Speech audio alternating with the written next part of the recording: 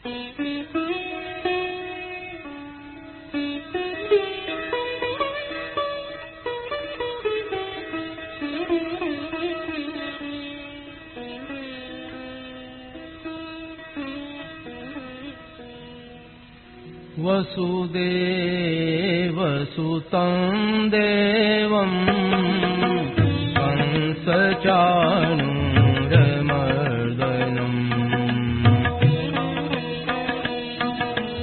देवकी परमानन्दं कृष्णं वन्दे जगद्गुरुम्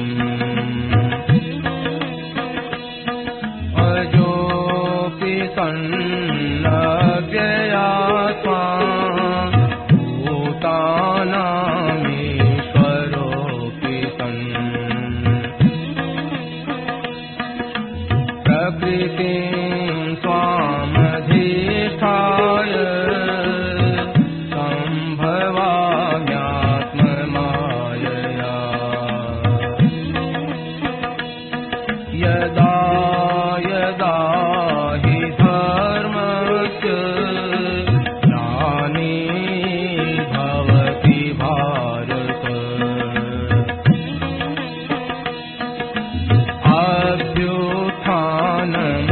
अभ्युत्थानमधर्मस्य तदात्मानं सृजाम्यहम् परित्राणाय साधूनां विनाशाय दुष्कृताम्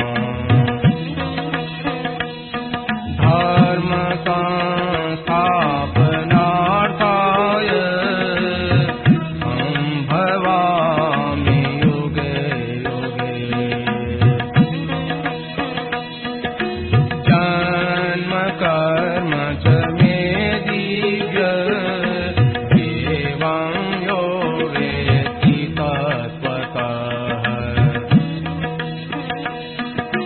त्यक्त्वा देहं पुनर्जन्म नैति मामेति सोऽर्जुन वीतराग भय क्रोधा मन्मया मामुपाश्रिताः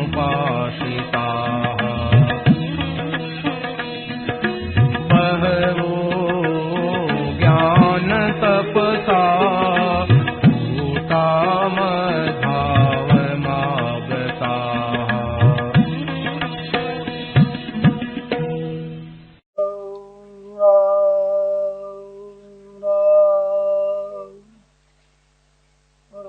कृष्णवन्दं वरुं ब्रह्मराजै सौन्दर्यसारस्वं वन्दे नन्दात्मनः प्रपन्नपारिजाताय तोत्रवेत्रैकपाणये ज्ञानमुद्राय कृष्णाय गीतामृतदुहे नमः वसुदेवसुतं देवं कंसचाणूरमर्दनं देवकी परमानन्दं कृष्णं वन्दे जगद्गुरुं वंशी विभूषितकरान्नवनीरदाभात् पीताम्बरादरुणबिम्बफलाधरोष्ठात् पूर्णेन्दुसुन्दरमुखारविन्दनेत्रात् कृष्णात् परं किमपि तत्त्वमहं न जाने हरि ओं नमो परमात्मने नमस्ते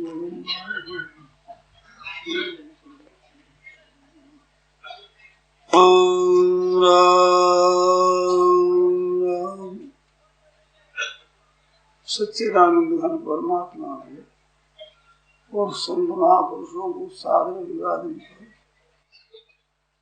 आप लोगों के समक्ष कुछ बातें कहने के लिए उद्यत हुआ। मेरी बातों में जो अच्छी बातें मालूम दे, श्रेष्ठ भाव मालूम दे, वे शास्त्रों के संतों के वचनों का है। और त्रुटियां हो जाए वो मेरी व्यक्तिगत बात। तो व्यक्ति की तरफ ध्यान न देकर सिद्धांत की तरफ भी ध्यान देते हैं, वही श्रेष्ठ पुरुष होते हैं, उत्तम पुरुष होते हैं। व्यक्ति की है, भूल हो जाए वो माफी कर दे।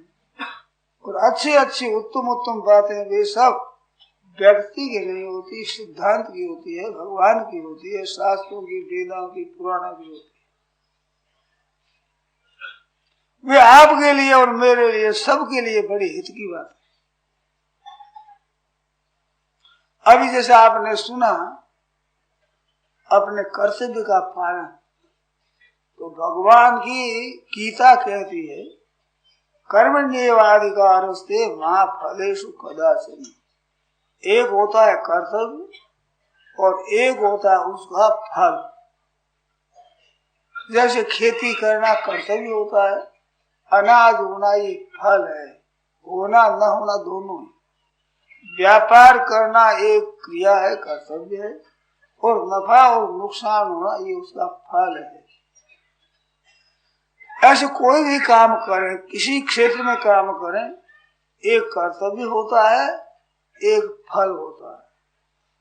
तो कर्तव्य के ऊपर ही आदमी का ध्यान रहना चाहिए। हम कर्तव्य करते हैं कि नहीं करते। कर्तव्य का पालन करता है, उसका केवल यहाँ का फल ही नहीं है, परलोक का फल जरूर होता है। यहाँ भी कर्तव्य करता है, उसका फल होता है, परंतु यहाँ तो दोनों तरह का फल होता है। परंतु केवल कर्तव्य समझ करके अपने ठीक कर्तव्य का पालन करता है तो उसको परलोक में तो जरूर लाभ होता है, इसमें संदेह नहीं। ये मनुष्य जीवन ही एक ऐसा है जो ये कर्तव्य पालन कर सकता है। और जितनी ये सब भोग योनियां है, 84 लाख योनि है, नरक है, ये सब भोग योनि है, दुख का भोग होता है। ऐसे स्वर्गादि उच्च भोगी है, वे वहां सुख भोगते हैं। तो मनुष्य जन्म में किए हुए कर्मों का फल भोगने के लिए नरक स्वर्ग आदि है, और ये मनुष्य शरीर नया कर्तव्य कर्म करने के लिए है, यह कर्तव्य करने का अधिकार है और नया नया अधिकार प्राप्त करने का ये मौका है। अगर ये अपने कर्तव्य से च्युत हो जाता है तो सदा के लिए दुख पाना पड़ेगा। वो भी किसी हाथ की बात नहीं है, अभी तो अपने हाथ में है, परंतु ये प्राण चले जाएंगे उस समय हमारी जैसी मृत्यु से जन्म होगा और बाद में हमने किए हैं कर्म का फल भोग होगा। पातंजल योग दर्शन में कहा है तस्य विपाको जात्यायु भोग। किए हुए कर्मों का फल होता है जन्म, आयु और भोग। मन वहां सुख दुख परिस्थिति, सुखदायी दुखदायी परिस्थिति आती है। इसमें एक रहस्य की बात है, वो आप ध्यान दे करके सुने। हम जो सुखी दुखी होते हैं, ये सुखी दुखी होना कर्म का फल नहीं है,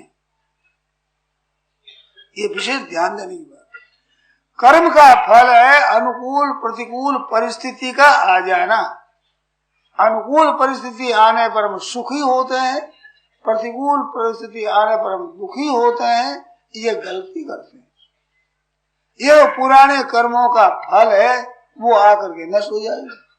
अनुकूल परिस्थिति भी नष्ट हो जाएगी, प्रतिकूल परिस्थिति भी नष्ट हो जाएगी, रहेगी नहीं। किसी का जीवन आप देख लो, इतिहास में देखो, वर्तमान में देख लो कि उसके सामने सुख ही रहा होगा ऐसी बात नहीं है, दुख ही दुख रहा हो ऐसी बात नहीं। अनिष्टम इष्टम मिश्रम च त्रिविधम कर्मणा फलम। अनिष्ट इष्ट और मिश्रित ऐसा 3 प्रकार का कर्मों का फल है। भवती अत्यागिना प्रेत मरने के बाद जरूर होता है, और यहाँ भी होता है पूर्व में किए हुए कर्मों का फल। तो ये अनुकूलता प्रतिकूलता आना पुराने कर्मों का फल है। अनुकूलता आने पर सुखी होना, प्रतिकूल परिस्थिति आने पर दुखी होना, यह है मूर्खता का फल। ध्यान देना, ये बात गहरी है। अनुकूलता आने पर खुशी हो जावे, सुखी मनावे, और कैसे कि अमुक ने आदमी ने अच्छा किया उसका मान ले, तो दूसरा को उपकार मान लो, दोष ही नहीं है, परंतु उसमें खुशी होना ये दोष है, और दुखी होना ये भी दोष है। अनुकूल परिस्थिति में पुराने पुण्य खत्म होते हैं, और प्रतिकूल परिस्थिति में पुराने पाप खत्म होते हैं। उन दोनों में अगर देखा जाए तो प्रतिकूलता में जितना लाभ होता है उतना अनुकूलता में लाभ स्वतः नहीं होता। उपयोग करने से दोनों का फल होता है। सदुपयोग करने से प्रतिकूल परिस्थिति का फल भी परमात्मा की प्राप्ति, अनुकूल परिस्थिति की प्राप्ति भी परमात्मा की प्राप्ति में साधन सामग्री है। अनुकूलता प्रतिकूलता दोनों क्या है? जैसे हम कहीं जाते हैं, हमारा दाया और बाया पैर है दोनों ही, ये दोनों पैर गंतव्य स्थान में पहुंचाने वाले हैं। कभी ये पैर कभी ये पैर, ऐसे कभी सुख और कभी दुख, कभी सुख और कभी दुख। ये दोनों ही परमात्म तत्व की प्राप्ति के साधन है। भाइयों बहनों ध्यान देकर सुनना, ये साधन सामग्री है। क्यों? मनुष्य ने भोग के लिए नहीं है। यही तनुकार फल विषय है भाई। इस शरीर का फल भोग नहीं है। कर्मणि एव अधिकारस्ते मां फलेषु कदाचन। कर्तव्य कर्म करने में अधिकार है, फल में कभी नहीं। तो फले शक्तो निबध्यते, फल में जो आसक्त होता है वो बंध जाता है। आस्ते फल में चाहे सुख आवे चाहे दुख आवे, शुद्धि सिद्धि और निर्विकार करता सात्विक उच्यते। समय सिद्धौ असिद्धौ च कृत्वापि न निबध्यते। सिद्धि सिद्धियो समो भूत्वा क्यों समत्वम योग उच्यते। समता का नाम योग है। तो यह सिद्धि असिद्धि सुखदायी दुखदायी परिस्थिति आती जाती रहती है, कोई बढ़िया चीज नहीं। दोनों में अगर देखा जाए तो बढ़िया चीज है दोनों में, दोनों ही भोगने लायक नहीं, पर बढ़िया है तो दुखदायी परिस्थिति है।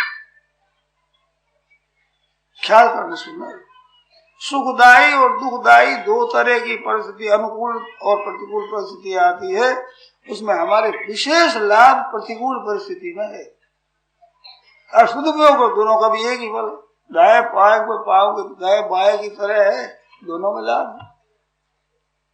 जैसे आप कल्पना करो, एक बालक है, वो बालक माँ के पास रहता है, 15-20 वर्ष हो गया, इतनी अवस्था होगी, फिर माँ के पास ही रहा। और एक बालक है, उसके माँ नहीं रही, बाप ही नहीं रहा, 5-7 वर्षों में गुजर गए, वो माँ बाप के पास नहीं रहा, वो 15-20 वर्षों का हुआ।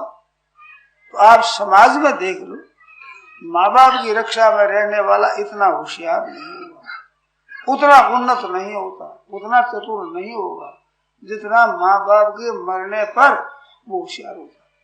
तो उसका विकास दुख में ज्यादा होता है, सुख में नहीं होता। माँ के पास रहता है एक बालक, बाप के पास रहता है, एक अध्यापक के पास रहता है, और एक बालक किसी महात्मा पुरुष तत्व के जीवन मुक्त के पास रहता है। तो महात्मा के पास रहने वाले की जितनी उन्नति होगी इतनी अध्यापक के पास नहीं होगी। जितनी अध्यापक के पास होती बाप के पास रहनी होगी, बाप के पास जितनी होती उतने भी माँ के पास नहीं होती। क्योंकि माँ का मोह अधिक होता है, प्यार अधिक होता है, स्नेह अधिक होता है, आराम माँ के पास में ज्यादा मिलता है। परंतु अगाड़ी उन्नति रुक जाती है, पुराने पुण्य खत्म होते हैं, अगाड़ी उन्नति रुक जाती है, तो वो हमारे लाभदायक नहीं है। पुराने पुण्य नष्ट होते हैं, अगाड़ी नई उन्नति नहीं होती, और दुख आ जाता है तो पुराने पाप नष्ट होते हैं, अगाड़ी हमारा विकास होता है। इस वास्ते दुख से डरना नहीं चाहिए, भगवान की कृपा माननी चाहिए कि भगवान ने कृपा दी है, कृपा की है, जो अनुकूल प्रतिकूल परिस्थिति दी है। अनुकूलता को भी भगवान की कृपा माने, वो भगवान की सेवा करने के लिए सामग्री बहुत दी है, तो अपने भोग के लिए नहीं है, औरों की सेवा करने के लिए दी है, तो उसका भी सेवा में उपयोग करना है। अगर दुखदायी परिस्थिति आ जाए तो सुख के भोग की इच्छा का त्याग करना, बात याद रखना। सुखदायी परिस्थिति आ जाए, वो सामग्री हमें मिली है, वो दूसरों की सेवा के लिए मिली है। और दुखदायी परिस्थिति आ जाए, हमारे पास वस्तुओं का अभाव आ जाए, तो ये किस लिए है कि हमें सुख की इच्छा के त्याग के लिए मिली। सुख चाहते ही ना, दुख आया ही नहीं, तो दुख आ गया तो हम चाहते ही नहीं सुख। तो सुख की इच्छा के त्याग कर देने पर दुखदायी परिस्थिति दुखदायी नहीं रहेगी। और सुखदायी परिस्थिति में सेवा करेंगे तो सुखदायी परिस्थिति भी रहेगी, पर आपको बांधेगी नहीं। औरों की सेवा करने के लिए सुखदायी, तो दोनों में ही अपने सुख की इच्छा का त्याग तो बरोबर ही रहा।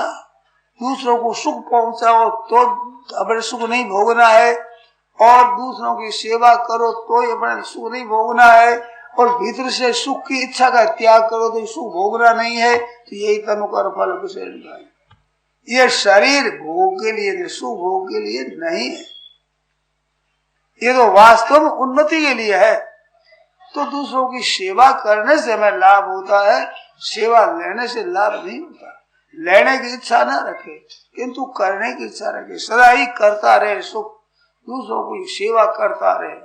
सेवा करने से अंतःकरण उदार होता है, उदार उदार चरितानांतु वसुदेव कुटुंबकम, सब संसार उनका कुटुंब हो जाता है। ऐसे उदार भाव बहनों के लिए, भाइयों के लिए, सबके लिए उदार भाव चित्त का रखना है, दूसरों को हित करना, ऐसे अपना जीवन को बिताना। तो सुखदायी दुखदायी परिस्थिति में फंसना नहीं है, दुखदायी में घबराना नहीं है, सुखदायी में अभिमान नहीं करना है, सुख दुख को अपना नहीं समझना है। ये तो आगंतुक है, आगमापाई वो अनित्या स्थिति आने जाने वाले अनित्य है, इनको तुम सह लो। अगर सुखदायी परिस्थिति में राजी हो गए तो सुख सहा नहीं गया, दुख में घबरा गए तो दुखदायी परिस्थिति भी सही नहीं गई। स्थान तितिक्षस्व थे, ये दोनों सुखदायी दुखदायी परिस्थिति जिसको व्यथा नहीं पहुंचाते सो अमृतत्वाय कल्पते, वो मुक्ति का पात्र होता है, उसका कल्याण हो जाता है। सुख और दुख दोनों से ऊंचा उठ जाता है। तो सज्जनों, सुख और दुख तो पशु पक्षी वृक्ष ये भी भोगते हैं, नरकों के स्वर्ग के जीव भी सुख और दुख दोनों भोगते हैं, पर दोनों से ऊंचे उठने का मौका इस मनुष्य ही में, दोनों से ऊंचा उठ जाए, गुणातीत हो जाए, परमात्म तत्व को प्राप्त हो जाए, जो आने वाले सुख दुख उनसे रहित हो जाए, रहने वाले परमात्मा के साथ हो जाए। परमात्मा हरदम रहने वाले हैं और सुख और दुख आने जाने वाले, रहने वाले नहीं। किसी का भी आप जीवन ऐसा नहीं बता सकते कि जिस जीवन में दुख ना आया हो, ऐसा भी कोई जीवन नहीं बता सकते जिसमें सुख ना आया हो। ये आगमा पाई न अनित्य, आने जाने वाले अनित्य। न प्रदेशित प्रियम प्राप्य प्राप्त जा प्रिय, गीता कहती है प्रिय की प्राप्ति होने पर हर्षित नहीं होना और अप्रिय की प्राप्ति होने पर उद्विग्न नहीं होना। हर्षामर्ष भयोद्वेगी मुक्ता यह सच प्रिय, दोनों से रहित होता है। भगवान कहते मेरा प्यारा है। यहाँ उलझा नहीं, संसार नहीं उलझा। सुख में सुखी और फंस गया, दुख में दुखी होकर फंस गया तो यहाँ ही उलझ गया, भगवान को प्यारा नहीं होगा। इसमें उलझे तो कुत्ता भी है, गधा भी है, वृक्ष वृक्ष ये पौधे खड़े रहते हैं, वर्षा और अनुकूलता आती है, पत्ती खिल जाती है, और अगर घाम होता है, पानी नहीं मिलता तो मुरझा जाता है। तो सुख दुख का असर तो ये स्थावर जंतुओं पर भी पड़ता है। कुत्ते का भी आदर करो, राजी हो जाएगा, और आप दुत्कारो तो नाराज हो जाएगा। तो ये राजी नाराजगी तो सब जगह ही है। इसमें अगर हम फंस गए तो मनुष्यता तो नहीं है भाई। मनुष्यपन तो तब है कि दोनों से ऊंचे उठ जाए, ऊंचे उठे परमात्मा प्राप्ति हुई। सुख दुख के समय कृत्वा लाभा लाभो जया जयो तथो युद्धा युद्धस्व नैवं पाप मोहाप्स्यसि। भगवान दूसरे अध्याय के 38वें श्लोक में कहते हैं इनको समान समझकर युद्ध करो तो युद्ध करने में पाप नहीं लगेगा। अपने हृदय में न राग है, न द्वेष है, न हर्ष है, न शोक है, न सुख है, न दुख है। अपने तो कर्तव्य का पालन करना, अच्छी तरह से उस कर्तव्य के पालन करने से परमाणु तत्व की प्राप्ति होगी। बड़ी अच्छी बात है सज्जनों। ये जो ऐसी मार्मिक बातें हैं हमारे शास्त्रों में बहुत विलक्षण है। एक भगवत गीता भी देखा जाए तो इसमें बड़ी अलौकिक, बड़ी ही विचित्र बातें बताई गई है। किसी संप्रदाय का, किसी देश का, किसी वेश में, किसी समुदाय में रहने वाले किसी वर्ग का आदमी क्यों न हो, गीता के अनुसार अपना जीवन बनावेगा तो मुक्त हो जाएगा, सदा के लिए सुखी हो जाएगा, तो संदेह नहीं। इतना होने पर भी हमारा एक गौरव है कि हमारी गीता है, वैदिक संस्कृति, शास्त्रीय संस्कृति, हिंदू संस्कृति, ये संस्कृति ऐसी है जिसमें जितना बढ़ा चढ़ा साहित्य है ऐसे किसी देश की किसी भाषा में नहीं है। मैंने अच्छे पढ़े लिखे पंडितों सुना, अनेक भाषाओं के जानने वाले, वे भी इसमें कहते हैं कि ऐसा ग्रंथ कोई नहीं। एक हमने कथा सुनी कि विदेश का कोई सज्जन यहाँ आया भारतवर्ष में, तो अपना मित्र था वहां अपने देश में रहने वाला, उसने पत्र लिखा कि भारतवर्ष की बढ़िया से बढ़िया चीज हमारे लिए भेजी। तो इसने भगवत गीता भेजी। पढ़े लिखे थे दोनों, संस्कृत भी, अंग्रेजी की, हिंदी की जानकार थे। तो संस्कृत का एक भगवत गीता ग्रंथ भेजा, तो अपने मित्र ने भेजा है और बढ़िया चीज भेजी है, विदेश से आई है, ऐसा समझकर उसने खूब अध्ययन किया। अध्ययन करने वो राजी बहुत हुआ कि कैसी युक्तियां बता दी, गृहस्थ में रहते हुए जिस परिस्थिति में है, जिस संप्रदाय में है, जिस समुदाय में है, जिस वर्ग में है, सुखदायी दुखदायी कैसी परिस्थिति में, उसी परिस्थिति में ये अपना कल्याण कर सकता है। व्यवहार में परमार्थ कला ऐसी विलक्षण भगवत गीता में बताए, बहुत राजी हुआ। और राजी होकर उसने पत्र दिया ऐसा ही कि एक और ग्रंथ भेजिए भगवत गीता जैसी। पत्र आया, इसने पढ़ा और खोज करी पुस्तकों की, खोज करके अंत में लिखा कि इसकी जोड़ी का ग्रंथ नहीं है, ये फर्जी है, ये जोड़ी का ग्रंथ नहीं है।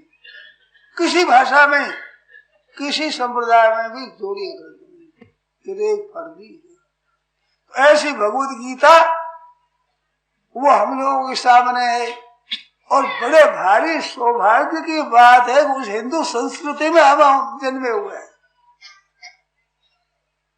हमारे मन में तो उत्साह आता है, कितनी सौभाग्य की बात है, यह हिंदू राज्य है। ये राज्य नेपाल का ही नहीं राजा, ये राज्य का राजा केवल नेपाल का नहीं है, हिंदू मात्र का है। दूसरा कौन देश बताइए आप, इतने जानकार हैं, कोई ऐसा देश नहीं जिसमें हिंदू संस्कृति की मुख्यता हो। तो ये हमारा भाग्य है अच्छा, जो इस देश में जन्मे और आए, वो भी भाग्य की बात है। मैंने यहाँ चातुर्मास किया था, रहा था, उस समय मैंने कहा भी था, मेरे मन में आई क्या करे, हमारा परिचय बहुत हो गया, वो लोग खींच दे, यहाँ आओ, यहाँ आओ, वहां जाओ, जाना पड़ता है, नहीं तो हमें देश ये प्यारा लग रहा है। इस देश में विलक्षणता है, आप रोजाना रहते हैं, आपको पता नहीं। मेरी धारणा है कि आध्यात्मिक उन्नति कोई चाहे, धार्मिक उन्नति चाहे, तो इस देश में रहकर विशेष कर सकता है। ये देश एक पवित्र देश है। क्या पवित्रता है आपको इसमें, क्या पवित्रता है इसमें? गऊ को गऊ माता मानते हैं, ये और जगह नहीं है। भारतवर्ष बहुत अच्छा, स्वर्गाधिक से भारतवर्ष की विशेष महिमा है। वो कलयुग में और भारतवर्ष में चाहती है जन्म कौन, स्वर्ग में रहने वाली प्रजा यहाँ जन्म हो जाए, भारतवर्ष में कलयुग में हो जाए, ऐसा चाहते हैं। परंतु गाय जहाँ मारी जाती है, गऊओं का खून जहाँ गिरता है, वो देश अपवित्र हो जाता है, महान अपवित्र। और गाय जहाँ बैठ के प्रसन्न होकर के जब बैठती है गाय, ऐसे फुंकार करती है, उस हवा से पापों का नाश हो जाता है, दुर्गुणती दुराचार का नाश हो जाता है। ऐसी गाय जिसमें सुखी रहती है, उस गऊ को कोई कष्ट नहीं दे सकता। कितना पवित्र देश है, कितना अच्छा देश है। तो ये भूमि पवित्र है। भजन स्मरण करो तो यह असर पड़ता है कि उस भजन का विशेष महात्म्य होगा। दान पुण्य करो तो उस पुण्य का विशेष महात्म्य होगा। हमारे को बल देती है, जमीन बल देती है, ये वायुमंडल हमें बल देता है। जैसे अपनी माँ के पास रहने से सुख मिलता है, ऐसे हमारी माँ है, ये मातृभूमि है, इसमें रहने से बल मिलता है। शुद्ध भाव आते हैं, शुद्ध वृत्तियां होती है। कितनी बढ़िया बात है, कितनी उत्तम बात है। तो इस देश में रहकर भजन स्मरण करो, जप करो। तो एक बात और मेरे को याद आ गई, कहता हूँ ध्यान देकर सुने। यहाँ अन्याय मत करो, कपट मत करो, झूठ बोलो मत, दूसरे का हक मत लो, तो बहुत बड़े पुण्य होगा। नहीं तो एक जमीन है, उसमें धान्य बहुत बढ़िया होगा, घास भी बढ़िया होगा, आम के वृक्ष लगाओ तो बढ़िया होगा, परंतु बम्बू लगेगा तो कांटे भी बढ़िया ही होगा। वे लंबी लंबी सूढ़े हो, समझे? वो बीज है जैसा है, क्योंकि ये पृथ्वी तो है, उसको बोल दे देगी, जैसा बीज है उसको दे देगी, इसके पक्षपात नहीं है। ये पृथ्वी माता है, माँ के पक्षपात थोड़ा ही होता है, जैसा बच्चा वैसा ही। तो बीज खराब होगा तो नतीजा बड़ा खराब होगा। तो यहाँ रह करके दूसरों का धन हड़प लेता है, कष्ट देता है, दुख देता है, तो उसका भयंकर दंड भोगना पड़ता है। साथ में रहो, सावचेत रहो। जो तीर्थ के पाप, रावण और राम जी की लड़ाई हो रही थी, उसमें राम जी ज्यों ज्यों मस्तक काटते हैं रावण के, त्यों ही त्यों फिर नए हो जाते हैं। तो उसमें दृष्टांत दिया गोस्वामी जी ने, जैसे तीर्थ के पाप होते हैं, कटे फिर पाप पैदा हो जाए, फिर पाप हो जाए। तीर्थों में किए हुए पाप जल्दी नष्ट नहीं होते, भयंकर फल देने वाले होते हैं। ऐसे पवित्र जगह रह करके अच्छा काम करो। क्या अच्छा करें? एक बात, कम से कम पराया हक नहीं लेंगे, दूसरे का हक नहीं छीनेंगे। ये बात जरूर याद रखो। अगर ये याद नहीं रखी, देखने में दूसरे का धन लेने में अच्छा दिखता है, चोरी करी, डाका डाला, जेब कतरी, इतना धन में मुफ्त में मिल गया, किसने उधार दिया और पैसा हम न चुकावे, तो समझिए हमारा बहुत अच्छा हुआ। आपने ब्राह्मणों को कुछ दे दिया और वो दे नहीं सके, अपने में पास रह गया, तो मन में समझ लिया कि अच्छी बात है, अब तो अपने पास ही रहने दो, एक दो साल निकल गया, अब तो रहने दो। बहुत भयंकर विष है वो, दिखता है अच्छा, बढ़िया नहीं। ऐसे गायों के लिए आपने कुछ धन निकाला और गौ सेवा में नहीं लगा और अपने पास रह गया, वो भयंकर पाप हो जाएगा। यद्यपि आपने किसी से लिया नहीं, परंतु गौओं के नाम लेकर के आपने दिया नहीं, ब्राह्मणों के नाम ले दिया नहीं। ऐसे आपकी कन्या है, आपकी बहन है, हुआ है, इनका धन आपके पास रह गया, भयंकर पाप है वो। ना विषम विषमित्याहु ब्रह्मस्वम विषमुच्यते एकाकिनम विषम हन्ति ब्रह्मस्वम पुत्र पौत्र का। विष वो खाता है वही मरता है, उसे बेटे पोते पड़पोते नहीं मरते। और धन दूसरों का ले दिया, ब्राह्मणों का, गायों का, पुण्य का, दान का आपने ले दिया, विधवा बेटी का, विधवा अपनी बहू है उसका धन ले लिया, पुत्र पोतों तक नरकों में जाओगे, नरकों में अकेले बच नहीं सकोगे। इस बात को याद रखो। अरे भाई दान पुण्य न हो तो न सही, पर दूसरों का हक मत खाओ। थोड़ा हो दान पुण्य, थोड़ा भी बहुत हो जाएगा, परंतु दूसरे का हक ले लेना ये बड़ा भारी भयंकर पाप है।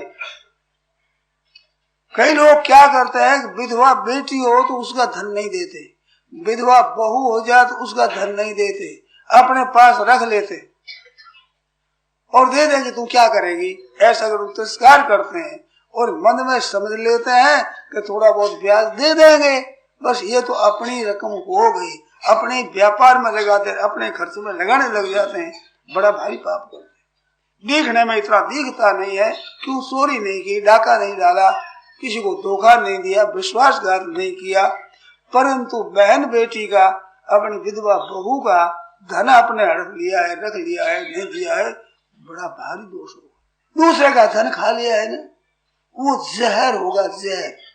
जहर तो जो खाता उस एक को मारता है, ये कुटुंब का नाश कर देगा, कुटुंब का, और अगाड़ी चलकर उसके वंश का नाश हो जाएगा। और वंश का नाश होने पर भी पाप दूर नहीं होगा, नरकों में बड़ा भयंकर दुख भोगना पड़ेगा, बहुत भयंकर। ऐसी ऐसी कथाएं हमने सुनी, इनके दुख हुआ है, उन लोगों ने कहा है, ऐसी सुनी है बातें हमने, शास्त्रों में, पुराणों में बड़ी डंके की चोट कही है। ऐसी बात हर एक जगह नहीं मिलती है, दूसरे धर्मों में नहीं मिलती, हमारे धर्म में ऐसी बात मिलती है। तो इससे सदैव डरते रहना चाहिए। करके उनका विचार करके हमने देखा है कि ये बात सच्ची है, शास्त्रों की बात सच्ची है ही, उसमें संदेह थोड़ा ही, परंतु देखने में भी बातें आती है। तो ऐसी मर्यादा में जन्म हो जाना कोई मामूली बात नहीं है, भगवान का विशेष अनुग्रह होता है, उनकी कृपा का हाथ होता है, उसमें ऐसे जन्म हुआ है। तो हमारा जन्म ऐसा है, उत्तम जन्म है, इस कुल में जन्म हुआ है, इस संस्कृति में जन्म हुआ है, इस वास्ते हमारा बड़ा बहुभाग्य। ऐसे भाग्य मान करके उसके अनुसार चलेंगे, मर्यादा के ऊपर चलेंगे, कम से कम दूसरे को दुख नहीं देंगे, कष्ट नहीं देंगे, उपकार हो तो उपकार करेंगे, अपकार नहीं करेंगे, किसी का ही दिल नहीं दुखाएंगे। सज्जनों, अभी आप कष्ट भी भोग लो पर दूसरों को दुख नहीं देना है, वो कष्ट आपकी तपस्या में भर्ती हो जाएगा। और जहाँ दुख दूसरों को दुख दे करके आप आराम से रहो तो भी आपकी उसका परधर्म भयावह महान भय देने वाला होगा। तो अपने कर्तव्य का ठीक तरह से पालन करते हुए श्रेया परमवाप्स्यथ, गीता ने कहा है, देवान भावयतानेन ते देवा भावयन्तु वः परस्परम भावयन्त श्रेय परमवाप्स्यथ, परम श्रेय अवाप्स्यथ, परम कल्याण की प्राप्ति होगी। कब? कि अपने द्वारा सबको सुख पहुंचाना। बहनों माताओं को चाहिए आप अपने द्वारा सुख पहुंचाओ, दुख मत दो, दुख देने से उसका दुख होगा। ये बीज होते हैं, थोड़े से होते हैं। खेती बो दी आपने, खेती में बीज जितना डाला है क्या उतना ही पैदा होगा? बहुत ज्यादा होगा, तभी तो खेती करते हैं, बढ़िया बढ़िया बीज मिट्टी में मिला देते हैं। तो मिलाने वाले कोई साफ मूर्ख थोड़ी, उसका अनंत गुणा होता है। ऐसे महाराज उससे भी ज्यादा ये शरीर रूपी क्षेत्र है, इधर शरीर को क्षेत्रम, ये बढ़िया क्षेत्र है, इसमें पाप और पुण्य रूपी दो बीज बोए जाएंगे, इसका नतीजा बड़ा विचित्र होगा। इस वास्ते सदा सावधान रहो। ये खेत है, काया खेत आराम बीज वो उपजे नफा अपार, बहुत नफा होगा। आराम का बीज बोए, दूसरे को सुख देना है, ये बीज बोना है आराम का, और दुख देना है, ये दुख का फल है, बीज है भी, इसका नतीजा बहुत भयंकर होगा। इस वास्ते दूसरों का हक है वो देना चाहिए। और आपकी जाति में कोई बात चले, आपके अधीन हो तो विधवाओं का पक्ष लेना चाहिए। आप वकालत करते हैं तो वकीलों को चाहिए कि विधवाओं का मुफ्त में काम करें। तुम्हारे से बेटा नहीं लेंगे, बहन बड़ी हो तो बहन कह दो, बड़ी हो तो माता जी कह दो कि माता जी हम आपसे मेहनताना नहीं, आपका मुफ्त काम करेंगे, हम अच्छी तरह से काम करेंगे, तो हम काम करते ही हैं ये, इस वास्ते आपको तो मुफ्त में करेंगे।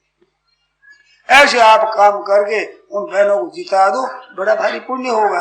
और उनका कितना धन उनका खुद का, वो किसी दूसरे का धन नहीं, खुद का हक लगता है। उसके पति की जमीन जायदाद मकान है, उस पति का धन है, वो उसको दिला देना और कहा कि तुम अपनी स्वतंत्रता है, दान पुण्य कर सकती हो, चाहे जिसको दे सकती हो, अच्छे काम में लगाओ। और बहनों माताओं से कहना है कि आप विधवा और आपका धन आपके पास हो तो अपने भाई है अथवा और कोई कृपा करना, देवर जेठ आदि है, उनकी सम्मति, पिता है भाई है जो आपके साथ स्नेह रखते हैं, उनसे सम्मति लो। ज्यादा रुपये खर्च करना हो तो उनकी सम्मति में होकर आप करो स्वतंत्रता से, स्वतंत्रता की जरूरत नहीं। सम्मति की आवश्यकता है। बहनों माताओं में जरा दया ज्यादा होती है, इनका हृदय कोमल होता है, ये भगवान ने दिया है। उसी कोमलता के कारण से जितने हम भाई बहन बैठे हैं हमारा पालन हुआ। अगर उनमें दया न होती एक दिन में उकता जाती, उकताती नहीं, अपन तोड़ फोड़ चाहे जो करते रहे, इधर उधर करते रहे, फिर भी माँ कृपा करती है, पालन करती है। तो ये शक्ति माताओं में है। तो ये माताओं में कोमलता भगवान ने संतान पालन करने के लिए दी है। इस वास्ते लोग चालाक ठग लेते हैं, इनको फुसला देते हैं और खा जाते हैं धन। इस वास्ते इनको कहा कि तुम याद अपना हितैषी हो, उनकी सलाह लेकर काम करो। नहीं तो लोग कहते हैं तुम हमारे को दे दो, ये गुप्त दान है, गुप्त दान का बड़ा पुण्य होता है। ये बहनों गुप्त दान इनका नाम नहीं है, ये तो चोरी है, चोरी। तो गुप्त दान क्या है कि जिसको दिया जाए उसको कुछ पता न लगे, भाई कहाँ से आया पता ही नहीं है, दान घर में पहुंच जाए। जैसे गरीब है, अनाज नहीं मिलता है तो रात्रि में ही उसे घर में अन्न पहुंचा दे। कई घर ऐसे ऐसे भारतवर्ष में है, बड़े घराने की है, क्षत्रिय जाति और वैश्य जाति, ये बहुत दुख पाती, क्योंकि ये मांगती नहीं। ब्राह्मण मांग लेगा, साधारण आदमी मांग लेगा, पर ब्राह्मण और ये क्षत्रिय नहीं मांग सकेंगे, वैसे जल्दी मांग नहीं सकेंगे। और बड़ी ऐसी दशा है तो मेरे साथ बातें करने काम पड़ता है। कई सज्जन ऐसी सेवा में लगे हैं, वे कहते हैं कि राजपूतों के घरों की स्त्रियां बाहर निकल नहीं सकती, क्योंकि लज्जा निवारण के लिए पूरा कपड़ा नहीं है पास, और किसी को कह नहीं सकती दुख कि हमारे तो दुख है। ऐसे तो ऐसे घरों में तुम अन्न पहुंचाओ, ऐसे घरों में आप वस्त्र पहुंचाओ, ये साधु और ब्राह्मणों से ज्यादा पुण्य होगा उनका। ये मामूली पुण्य नहीं है। साधुओं का पुण्य दिख रहा है कि साधुओं से हम भोजन कराते पुण्य हो जाएगा, ब्राह्मण देवता भोजन कराओ। भगवान ने देखा है कि मैं अग्नि के मुख से इतना प्रसन्न नहीं होता जितना मैं ब्राह्मणों के मुख से प्रसन्न होता हूँ। भागवत में सब कुछ आया है, परंतु ये बिल्कुल अभावग्रस्त है, क्षत्रिय जाति है, विधवा स्त्री है, छोटे बालक है, अब लावे कहाँ से, पैदा कुछ है नहीं, तंगी आ रही है, अकाल पड़ गया, अनाज पैदा होता नहीं, अब करे क्या। ऐसी अवस्था में उनको दिया जाए तो बड़ा भारी पुण्य होता है। ऐसे सज्जन मैंने देखे, मेरे मिलने काम पड़ा। कलकत्ते की बात है, एक सज्जन आया एक गांव से, मारवाड़ से, वो आया राजस्थान का आदमी। तो उसने कहा कि महाराज ऐसी तंगी आ रही है कि हमारे घर में अनाज नहीं है, और हमारे ही भाई यहाँ पर लखपति है कलकत्ता में। मैं उनके पास कहा कि मेरे को कोई नौकरी दे दो, कोई काम धंधा दे दो जिसमें मेरे बालकों का पालन पोषण हो जाए। नौकरी नहीं देते, काम नहीं दिया मेरे को। ऐसे ही दिन मेरे पास आया, तो अब मैं क्या करूंगा तुम भाई, मेरे पास ऐसे कोई लोग आते हैं तो मैं हंस कह देता हूँ भाई हमारा इतना अंतर्गत निर्मल नहीं, अरे निर्मल हो तो क्या करूंगा, तुम रो हम ही रो देंगे, दोनों रोवेंगे और करेंगे क्या, हमारे पास भी कुछ है नहीं, क्या करें। तो उन दिनों में श्री जयदयाल जी को कहा, जिन्होंने ये गीता प्रेम की स्थापना की है, वो आए हुए थे। उसने ऐसी बात कही तो मैं उनको ले गया और दिया कर महाराज ऐसी इनकी दशा, बाल बच्चे भूखे हैं और कोई देने वाला नहीं है। तो गोविंदगा जी ने 100 रुपये दिए, मेरे सामने की बात, 100 रुपये दिए। वो कहा महाराज मैं ऐसा देना नहीं है, ये तो मैंने अपनी बात कही है स्वामी जी से, मैं देना नहीं चाहता, मैं दान नहीं चाहता। गोविंदगा जी ने उत्तर दिया, हम दान नहीं देते, ये आपको दान हम नहीं देते हैं, हम तो घर खर्चे में लिख देते हैं, आप जब दो तभी दे देना, हम ले लेंगे, हम दान करते ही, ये तो हमारा घर खर्चा है। जैसे हमारा रसोई में लग गया, अब तो किससे लेंगे बताओ, हमारे कहने कपड़े में लग गया तो किससे लेंगे। ऐसे उस घर खर्चे में हम तो लिखते हैं, आपके गिलानी हो देने की देंगे तो जो पैदा हो दे देना, पर कर्जा मत मानना कि कर्जा है हमारे पास, देना पड़ेगा ऐसा मत समझना। कर्जा है ही नहीं, तो हमारा घर खर्चा है, रोजाना घर खर्चा में लगता है, उसमें हमने लिखा है, इसका आप चिंता मत करो। ये जवाब दिया, मेरे को बड़ा संतोष। भाई खास है धनी, वो तो नौकरी तक नहीं देते। और गोविंदगा जी ने 100 रुपया उन्हें रख दिए। उस समय में, आज से कोई 50 वर्ष पहले की बात है, तो उस समय में सस्ती भी थी, तो 100 रुपया भी काफी होते हैं। तुम बाल बच्चों के लिए तो भेजो और फिर कोई काम करेंगे तो देखेंगे, ऐसा आश्वासन दिया और रुपये भेजे। तो ऐसे सज्जन है, ऐसे मौका देते हैं, उनका बड़ा भारी पुण्य होता है। ऐसे पुण्य का मौका बहुत कम मिलता, किसी को मिल जाए तो समझना चाहिए हमारा भाग्य खुल गया। ऐसे अभावग्रस्त कोई मिल जाए तो उनको प्यार से, स्नेह से, आदर से उनको देना बड़ा पुण्य होता है। आदर से देने का मतलब कि उनको चीज दो परंतु उस पर ये नहीं कि मेरे ऊपर कर्जा हो गया, ऐसा नहीं कि समाज में मेरे को नीचा देखना पड़े। पता ही नहीं हो किसी को कितना दिया, कैसे दिया, वो जाने हम जाने, कुछ और जाने नहीं कोई। कि किसी के गाड़ी नहीं कहना कि हमने सहायता की है, अगर कह दिया तो आपका पुण्य खत्म हो गया। एहसान कर दिया, वर्णन कर दिया, तो वाणी देवता है, इसका देवता है अग्नि, ये कह दिया तो खत्म हो जाएगा, भस्म हो जाएगा। तो क्यों दान भस्म होता, इस बात कहना नहीं किसी से, और गुप्तदान से उसको पहुंचा दो घरों में, तो कितना पुण्य होगा। हमारे ऐसे 2-4 भाई है, 2 भाई विशेषता से देखने वाले हैं, तो अभी अकाल पड़ा, उसमें लोगों के घरों में जा रोने का वो उसमें पूछ नहीं, ऐसी ठंडी हवा, ऐसी दशा, जा कर घरों में उनकी रजाइयां दी है, अन्न दिया है, घर बनवा दिए है, अच्छा काम करवा दिया है। तो मैं सोचता हूँ कितना पुण्य है, बहुत विलक्षण पुण्य है, मामूली पुण्य नहीं है। आवश्यकता है ना उस चीज की, तो उसके बड़ा पुण्य। ऐसे दूसरों का पुण्य करना, और कोई ऐसे ही है जो विधवाओं के धन को भी खा जाते, देते नहीं। अपने पास लाखों रुपए हैं, ये ज्यादा रुपयों वाले ज्यादा पापी होते हैं, बुरा मतलब। ये बड़े डाकू होते, बड़े मामूली आदमी तो चोरी करेंगे कि थोड़ी करेंगे, ये लाखों और करोड़ों में करेंगे, खा जाऊंगे से, और फिर भीतर में खाऊं इनकी भाव रहता है। दया नहीं आती कि भाई दूसरा कोई गरीब होगा, गरीब की तो दया आती है, धनी आदमियों को दया नहीं आती। मेरे धनी आदमी में रहना काम पड़ा है, मैं जानता हूँ बहुत। तो ऐसी निर्दयता, बड़ी भयंकर निर्दयता, जो उनको बहुत नरकों में ले जाने वाली, पतन करने वाली चीज है। इस बात से भाइयों ख्याल रखो, सदा ही सावधान रहो, मानव से ही परमात्मा की प्राप्ति के लिए मिला। एक बार बात है, हम हरिद्वार से आ रहे थे, गोरखपुर तो बीच में है, खलीलाबाद एक स्टेशन है, उस पर लोगों ने कहा कि आप ठहरो, तो मैं रात्रि में ठहरा। तो लोगों ने ऐसा उद्योग किया महाराज, रात्रि मैदान में सभा करी, जिसमें हिंदू, मुसलमान, ईसाई सब लोग इकट्ठे हुए खूब, और सुनाओ। मेरा स्वभाव है, बोलो भाई क्या सुनाओ, बोलो क्या पूछते हैं। तो वहां लोगों ने प्रश्न किया कि महाराज ये जो दुख है, आज दुनिया में दुख बहुत है, ये दुख का क्या कारण है। तो मैंने ये नहीं किया पाप कारण है, पापों का फल भोगते, नहीं तो हमारे पास यही है, दुख है पापों का फल है, सुख है पुण्यों का फल है। तो मैंने कहा दुख तो 3 आदमियों ने पैदा किया, 3 मनुष्यों ने पैदा कर दिया। उन तीनों में कौन कि 1 नंबर तो हम, 1 नंबर तो हम, और 2 नंबर में ये राजकीय आदमी, 3 नंबर में धन वाले हैं। इन तीनों ने मेरे को दुनिया को तबाह कर दिया।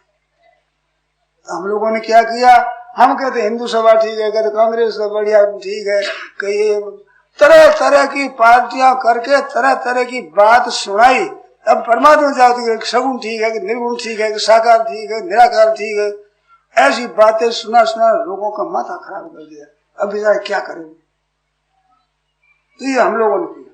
हम लोगों में उपदेश देने वाले, अध्यापन करने वाले, व्याख्यान देने वाले, इन लोगों ने तरह तरह की बातें कही। मेरे सामने ऐसी बातें आई कही।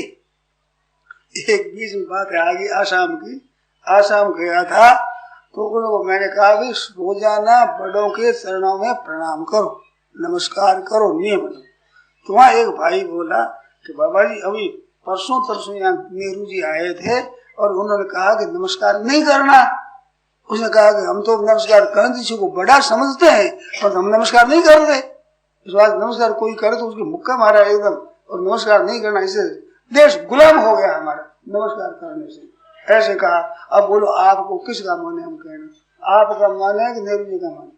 ये मेरे सामने प्रश्न आया। नाजरे की सद बात है, ठीक गांव का नाम याद नहीं, मैं उसमें बोले प्रश्न किया। तो मैंने कहा देखो भाई, एक मेरी बात और एक नेहरू जी की, 2 की बात हो तो वहां मेरी बात छोड़ करके नेहरू जी की मानो, परंतु शास्त्र की बात हो तो वह ना मेरी मानो और ना नेहरू जी की मानो। न्याय है, शास्त्र की बात है। तो शास्त्र की बात क्या है, ये तो कायर हो जाते हैं। महाभारत का युद्ध हुआ, उसके 20वें पर्व के 43वें अध्याय में ये कथा आती है, युधिष्ठिर महाराज जाकर भीष्म जी को नमस्कार किया। नमस्कार करने पर भीष्म बोले कि जय हो बेटा तेरी जय हो, आशीर्वाद दिया। कृपाचार्य ने दिया, द्रोणाचार्य ने दिया, आशीर्वाद दिया। तो नमस्कार करने वाले की विजय हुई, पराजय हुई? विजय हुई। बड़ों को प्रणाम किया, आशीर्वाद मिल दिया। आशीर्वाद देने पर युधिष्ठिर महाराज बड़े संकोच में पड़े कि दादाजी आप जिस पक्ष में हो, इच्छा मृत्यु है, चाहे तो मरे नहीं, न मरे। और शस्त्र में बड़े कुशल थे, शास्त्रों में बड़े पारंगत थे भीष्म जी महाराज। आज दुनिया जिसका तर्पण करती, ऐसे भीष्म जी बाल ब्रह्मचारी कि महाराज आप हमारे विपक्ष में रहते हो, हमारी विजय कैसे होगी? आपने आशीर्वाद दे दिया तो क्या तुम मेरे से वरदान मांग। पक्ष तो मैं दुर्योधन भी रहूंगा, तेरे पक्ष में तो आऊंगा नहीं, और तुम वरदान मांग मेरे से। तो वो संकोच करते, कहते ना नजर को मांग मेरे से वरदान। तो दादाजी आप मरोगे कैसे? कहते अभी मेरे मरने का विचार नहीं है, परंतु तेरा वरदान थाती रूप से रहा, पीछे तू कहता मैं बताऊंगा, मैं मेरी मौत बताऊंगा। 9वें दिन की रात्रि में कहा दादाजी अब क्या विचार है? कहता कि मेरे मरने का ये है, मेरे सामने शिखंडी आए, पर बाण अर्जुन चला गया, शिखंडी के बाणों से मैं मरूंगा नहीं। जैसे मत्सर काट दिया मरता थोड़ा ही आदमी, ऐसे उसको बाण को इतना जोर नहीं तो मेरे को मार दे, इस बार वो मार नहीं सकेगा। वो सामने रहे शिखंडी और पीछे रहे अर्जुन, वो अर्जुन बाण मारे मेरे जोर से, उससे मैं मर जाऊंगा, गिर जाऊंगा, मर जाऊंगा। ये उपाय बताया। तो शिखंडी को क्यों नहीं लिया? कि शिखंडी पहले जन्म में लड़की थी, इस जन्म में भी लड़की रूप से जन्मा। सोनाकर नाम एक यक्ष के द्वारा इसको पुरुषत्व प्राप्त हुआ है, तो ये पुरुष बना हुआ है। पहले जन्म में लड़की स्त्री थी, इस जन्म में लड़की थी, अब इसको मैं लड़की मानता हूँ, तो पुरुष कभी स्त्री पर हाथ नहीं चलाता, मैं इस पर बाण नहीं चलाऊंगा। यही उसका अर्थ है भीष्म अभिरक्षन्तु भवन्तः सर्वे, सब के सब भीष्म जी की रक्षा करो। जहाँ भीष्म बाण चलाए दूसरी रक्षा की जरूरत नहीं, आप कर लेंगे, पर जिसको बाण ही नहीं चलाए तो उसे रक्षा करो। तो वो सामने आ जाए, उसने बाण मारे, भीष्म जी ने ऐसा कर दिया, अच्छा भाई मार ले। और बाण लगता है जोर से, तो वो कहते हैं अर्जुन से इमे बाणा नेमे बाणा शिखंडी रहा, अर्जुन से इमे बाणा। ये बाण तो अर्जुन के आ रहे हैं, नेमे बाणा शिखंडी, आधे बाण शिखंडी के हैं, आधे बाण तो उसके, और नेमे बाणा शिखंडी। इसलिए भीष्म जी ने मौत बताई। मैंने कहा अब देखो, नमस्कार करने वालों की विजय हुई कि दुर्योधन ने नमस्कार नहीं किया उसकी विजय हुई। विजयी भी नमस्कार से होती है, ये नहीं कि नमस्कार से नीचा हो जाता है।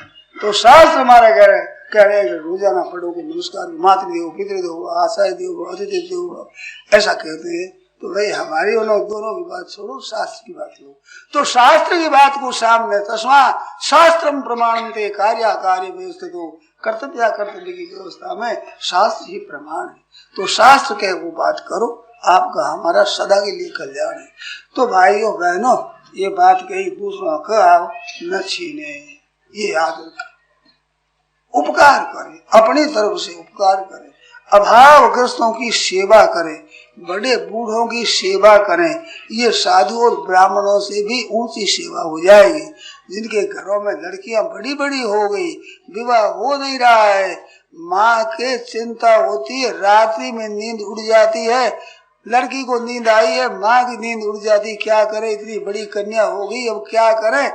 ऐसे घर की कन्या आप ले लो, बड़ा भारी पुण्य होगा। वो नहीं मानेगी कि भाई हमारा पुण्य किया, पर तो राजी होगी, प्रसन्न हो जाएगी। अच्छा घर बर आपका गोत्र आदि मिल जाए, ऐसे घर की लड़की हो वो ले लो, उसमें बराबर पुण्य।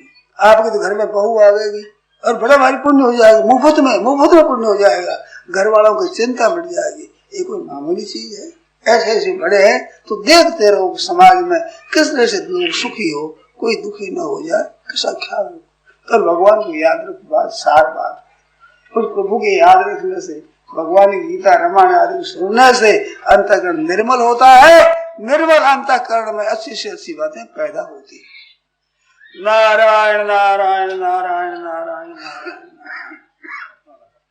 राम सीता राम जय सीता राम जय सीता राम सीता राम सीता राम जय सीता राम जय सीता राम सीता राम सीता राम जय सीता राम जय सीता राम सीता राम सीता राम जय सीता राम जय सीता राम सीता राम सीता राम जय सीता राम जय सीता राम सीता राम सीता राम जय सीता राम जय सीता राम सीता राम सीता राम जय सीता राम जय सीता राम सीता राम सीता राम जय सीता राम जय सीता राम सीता राम सीता राम जय सीता राम जय सीता राम सीता राम सीता राम जय सीता राम जय सीता